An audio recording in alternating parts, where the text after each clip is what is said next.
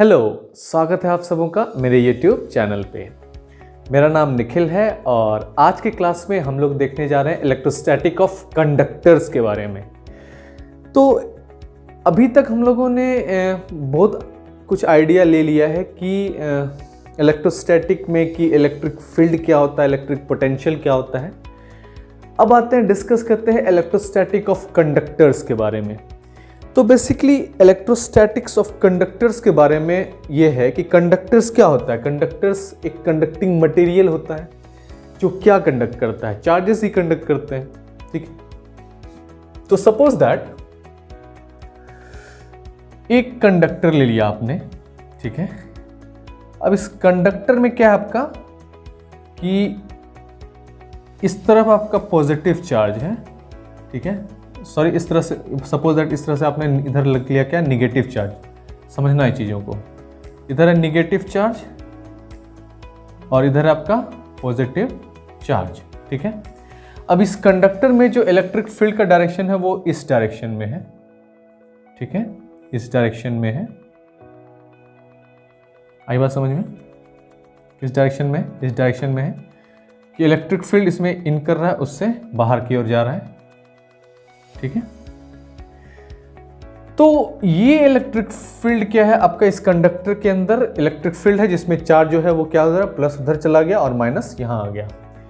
अब इस electric field जो बाहर में E है और इस पॉइंट अगर अंदर में जाया जाए तो इस E प्लस चार्ज का इलेक्ट्रिक फील्ड किधर होगा, इधर की ओर होगा, है कि नहीं? ठीक है। और जो ये एक्सटर्नल इलेक्ट्रिक फील्ड है उसका डायरेक्शन किधर है, इधर की ओर है, ठीक है। अब दोनों का देखिए डायरेक्शन किधर है, अपोजिट है। और इलेक्ट्रिक फील्ड चूंकि एक दूसरे के अपोजिट है तो एक दूसरे को कैंसिल करके इलेक्ट्रिक फील्ड क्या हो गया, जीरो।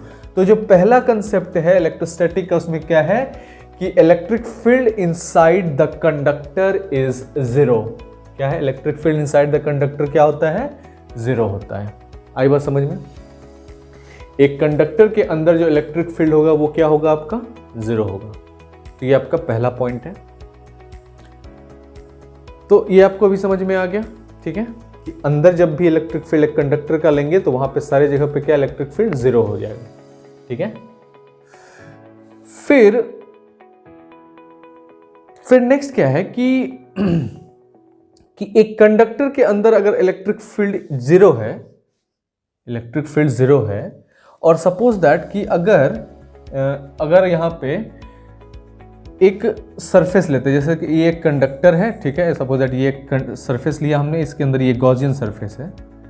तो इस गॉसियन सरफेस के अंदर जो Q होगा, नेट चार्ज इनक्लोज, वो जीरो होगा। तो इलेक्ट्रिक फील्ड क्या हो जाएगा, आपका जीरो हो जाएगा। तो जब भी आपका इलेक्ट्रिक फील्ड जीरो हो तो नेट चार्ज जो इनक्लोज होता है वो जीरो होगा, या फिर कभी चार्ज इनक्लोज जीरो होगा सरफेस के अंदर तो आपका जो नेट इलेक्ट्रिक फील्ड है वो भी क्या हो जाएगा, तो जीरो हो जाएगा। आई बात समझ में? तो इसलिए जो net charge inside the conductor is equal to zero, ये आपका दूसरा प्रॉपर्टी है इलेक्ट्रोस्टैटिक ऑफ कंडक्टर्स का। आई बात समझ में? और गॉसियन सरफेस के अंदर अगर चार्ज नहीं आता है, चार्ज इनक्लोज नहीं होता है, तो क्या होता है, फ्लक्स जीरो हो जाता है। तो इसलिए अगर चार्ज के अंदर electric charge Q equal to zero है, फ्लक्स गॉसियन सरफेस के अंदर अगर चार्ज नहीं आ रहा है तो फ्लक्स जीरो हो जाएगा। और चूंकि यहां पे चार्ज नहीं है तो इलेक्ट्रिक फील्ड भी जीरो हो जाएगा। आई बात समझ में? तो ये आपका क्या था, दूसरा कंसेप्ट था। फिर जो नेक्स्ट कंसेप्ट है कि electric field outside the conductor is perpendicular to the surface. कहने का मतलब ये कि electric field outside the conductor is perpendicular to the surface. तो जैसे कि ये एक सरफेस ले लिया हमने, ये एक सरफेस ले लिया, ठीक है। इस सरफेस पे क्या है, जो आपका इलेक्ट्रिक फील्ड है वो क्या है, इस सरफेस पे परपेंडिकुलर हो जाएगा। ये इस तरह से रखा हो परपेंडिकुलर, तो दो कंपोनेंट में टूटेगा। इस तरह से इलेक्ट्रिक फील्ड का डायरेक्शन है तो ये हो गया परपेंडिकुलर वाला इलेक्ट्रिक फील्ड और ये हो गया क्या, पैरेलल वाला इलेक्ट्रिक फील्ड। तो सरफेस जब भी आपका रहेगा उसमें जो इलेक्ट्रिक फील्ड होगा आपका वो क्या होगा, electric field inside this conductor is zero. अगर ये कंडक्टर है आपका तो इलेक्ट्रिक फील्ड इसके अंदर जीरो है, लेकिन इसके सरफेस पे क्या होगा, परपेंडिकुलर होगा ये। तो electric field outside the conductor is perpendicular to its surface, और वो इलेक्ट्रिक फील्ड E का वैल्यू जो है ये हो जाएगा कितना आपका, तो डेल अपॉन कितना, तो ये हो जाएगा एप्सिलॉन नॉट। अगर इसको दोनों साइड एरिया इसका सरफेस एरिया से मल्टीप्लाई करोगे तो ये ई इंटू ए किया तो इधर भी डेल इंटू ए करना अपॉन एप्सिलॉन नॉट हो जाएगा, ठीक है। तो इसलिए electric field outside the conductor is perpendicular to its surface, ये आपका तीसरा प्रॉपर्टी है। आई बात समझ में। फिर नेक्स्ट कंसेप्ट क्या है कि जो पोटेंशियल होता है has same value surface on the surface and inside the conductor. अगर एक ये इस तरह का सरफेस लिया, इस सरफेस में इलेक्ट्रिक पोटेंशियल का जो वैल्यू है वो इनसाइड द कंडक्टर और the surface of the conductor क्या हो जाएगा, मतलब जो V है इस सरफेस पे क्या हो जाएगा, सेम होगा, इसके अंदर भी सेम हो जाएगा। तो नेक्स्ट क्या है कि इलेक्ट्रिक पोटेंशियल है same value in the surface of the conductor और इनसाइड द कंडक्टर। इस कंडक्टर के अंदर और इस कंडक्टर के इस सरफेस पे आपका जो इलेक्ट्रिक पोटेंशियल होगा वो V जो होगा वो सेम हो जाएगा। आई बात समझ में, यहाँ तक क्लियर है हम लोग। तो इसलिए आपका जो प्रॉपर्टी है कि इलेक्ट्रिक पोटेंशियल, इलेक्ट्रोस्टैटिक पोटेंशियल है the same value in the surface of the conductor both inside and surface of the conductor. क्या होगा, पोटेंशियल का वैल्यू क्या होता है आपका, सेम होता है। आई बात समझ में। फिर नेक्स्ट क्या है कि नेक्स्ट कंसेप्ट है आपका इलेक्ट्रोस्टैटिक शील्डिंग का, जिसमें हम लोग फैराडे केज के बारे में भी डिस्कस करेंगे। और इलेक्ट्रोस्टैटिक शील्डिंग में बेसिकली जो आप रेनी सीजन होता है या फिर आपका इस तरह से होता है तो आपको बोलता है कि जो ट्री पेड़ के नीचे नहीं रहने के लिए आप एक सुरक्षित जगह चले जाओ, स्पेशली बस के अंदर या फिर इस तरह से कुछ क्लोज। तो होता क्या है कि जो अगर आप इलेक्ट्रोस्टैटिक शील्डिंग की बात करती हो तो अगर सरफेस पे चार्ज है, अगर ये सरफेस पे चार्ज है तो इस सरफेस के इलेक्ट्रिक फील्ड इसके क्या होगा, बाहर की ओर होगा।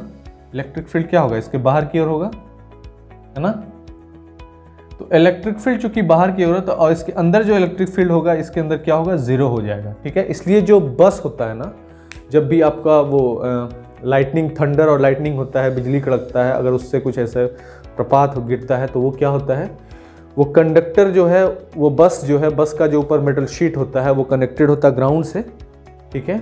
और वो क्या करता है, उस ग्राउंड से वो जितना भी चार्ज होता है ऊपर सरफेस से चलते हुए ग्राउंड में चला जाता है। स्पेशली जो बिल्डिंग आपने देखा होगा उस पर आपका लगता है क्या, 3 तरह का वो भाला टाइप का लगा रहता है, त्रिशूल टाइप का, वो लगता क्या है, वो भी एक क्या है, चार्ज को ऑब्जर्व करके ग्राउंड तक पहुंचाता है। तो ये सब चीज़ क्या है, इलेक्ट्रोस्टैटिक शील्डिंग का काम करता है। इलेक्ट्रोस्टैटिक शील्डिंग का काम यही होता है कि आपका इलेक्ट्रोस्टैटिक शील्डिंग में जो इनसाइड होता है सरफेस का, उसमें इलेक्ट्रिक फील्ड क्या हो जाता है आपका, जीरो हो जाता है, ठीक है। ये अगर गॉसियन सरफेस है तो इलेक्ट्रिक फील्ड क्या हो जाता है, जीरो हो जाता है। तो electric field inside the charge spherical shell क्या होता है, जीरो होता है। इसी को कहते हैं इलेक्ट्रोस्टैटिक शील्डिंग। और ये आपका फैराडे केज का एक एग्जांपल है जिससे आपको ये चीज का आइडिया लग जाता है। तो यहां तक क्लियर है हम लोग, ठीक है। फिर आते हैं हम लोग बात करते हैं नेक्स्ट क्या, इलेक्ट्रोस्टैटिक इंडक्शन का, मतलब चार्जिंग विदाउट टचिंग। तो सपोज दैट आप एक स्फेरिकल इस तरह से एक बॉल लाया, ठीक है, मेटल बॉल लाया, ठीक है। अब इसके अंदर तो चार्ज है ही, ठीक है। इसके साथ आपने क्या किया, एक दूसरा चार्ज बॉडी, पॉजिटिवली चार्ज क्या हुआ बॉडी ले आया, ठीक है। सपोज दैट पॉजिटिवली चार्ज क्या किया हमने, बॉडी ले आया। तो जितना भी जो निगेटिव चार्ज है वो क्या हो जाएगा, इसमें इधर आ जाएगा, और पॉजिटिव चार्ज किधर चला जाएगा, इधर चला जाएगा, ठीक है।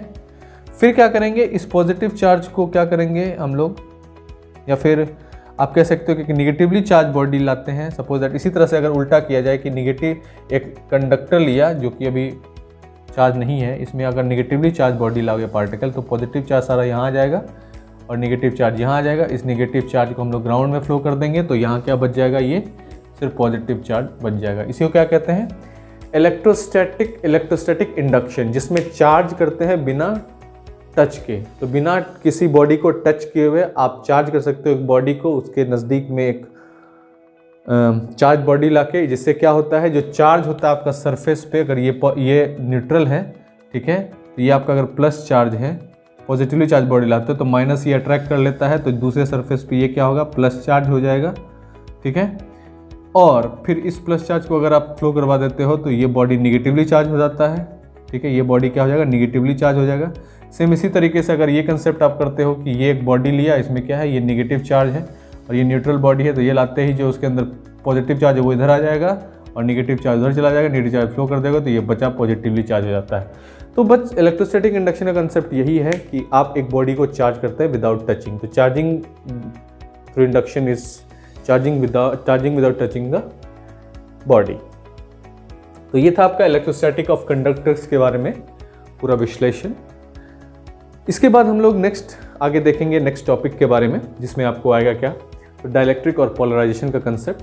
तो वन बाय वन हम लोग सारा कंसेप्ट देखते रहेंगे और फिर कैपेसिटर और कैपेसिटेंस को टच करेंगे। तो आई होप कि ये चीज़ आपको समझ में आया होगा, आपको अच्छा लगा होगा, आसानी से समझ में आएगा। फिर मिलते हैं आपसे नेक्स्ट क्लास में, तब तक के लिए आप पढ़ते रहिए इसी तरह से मन लगा के। Thank you so much and all the very best for your exam. Bye bye.